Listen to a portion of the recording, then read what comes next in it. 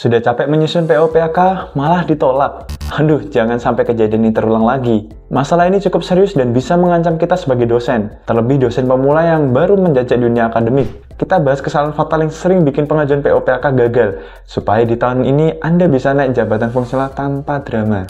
Kenapa PO/PAK sering ditolak? Banyak dosen yang masih bingung kenapa pengajuan PO/PAK mereka ditolak, padahal penyebabnya seringkali sepele dan bisa dihindari. Nah, kesalahan paling umum terjadi pada sobat dosen antara lain, dokumen tidak lengkap. Banyak yang lupa dengan melampirkan dokumen pendukung atau mengisi form dengan asal-asalan. Penulisan laporan tidak sesuai format.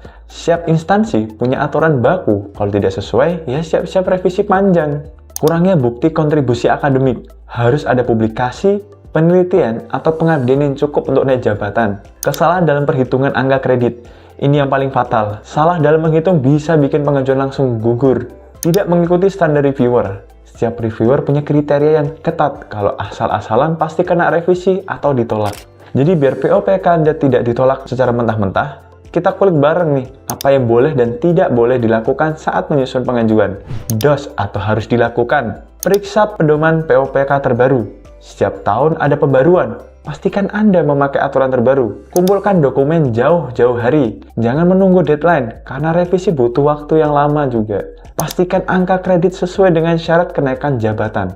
Hitung ulang sebelum melakukan submit data. Gunakan bahasa yang jelas dan akademis. Jangan pakai bahasa yang terlalu teknis atau bahkan bertele-tele. Minta second opinion sebelum submit. Bisa ke kolega atau mentor yang sudah berpengalaman. Dan yang harus dihindari, menunda-nunda penyusunan PO/PAK, deadline ketat. Kalau mepet pasti jadi keteteran. Asal menyusun tanpa bukti pendukung, semua klaim harus ada buktinya. Menggunakan data lama atau tidak valid. Data yang tidak sesuai bisa bikin pengajuan langsung auto ditolak.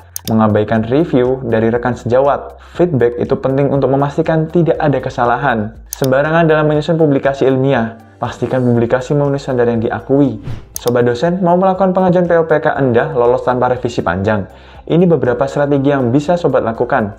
Menyusun portofolio akademik sejak dini. Kumpulkan semua bukti aktivitas akademik, mulai dari publikasi hingga pengabdian masyarakat. Pastikan semua syarat administrasi lengkap. Jangan sampai ada dokumen yang tertinggal. Gunakan format penulisan yang telah direkomendasikan. Ikuti standar reviewer agar lebih mudah diterima. Tingkatkan angka kredit melalui hibah dan publikasi. Jangan hanya mengandalkan poin dari pengajaran. Buatkan peringkasan pengajuan yang jelas dan sistematis. Reviewer lebih suka dokumen yang mudah dipahami. Masih ragu dengan pengajuan PO/PAK Anda? Jangan sampai salah langkah. Coba perbedaan baru lagi dengan mengikuti webinar eksklusif persampaian PO/PAK tahun 2025 dengan tajuk Strategi Cerdas Membangun Karir Akademik Dosen Pemula bersama Prof. Dr. Yasmira Mandasari Saragih. Di sini Anda akan belajar memahami aturan karir akademik dosen, strategi dan roadmap efektif naik JAFUM, dan publikasi ilmiah sebagai pilar karir akademik. Jadi tunggu apa lagi? Daftar sekarang dan optimalkan penelitian Anda buat naik jabatan fungsi lebih cepat. Link pendaftaran ada di kolom deskripsi. Sampai ketemu di ruang webinar eksklusif. Selanjutnya, kira-kira apa lagi yang sobat dosen inginkan untuk kita kulik lagi? Jangan lupa untuk like dan share. Kalau ada yang ingin ditanyakan, komen di bawah ini juga. Klik tombol subscribe dan nyalakan lonceng notifikasi agar tidak ketinggalan konten-konten menarik lainnya.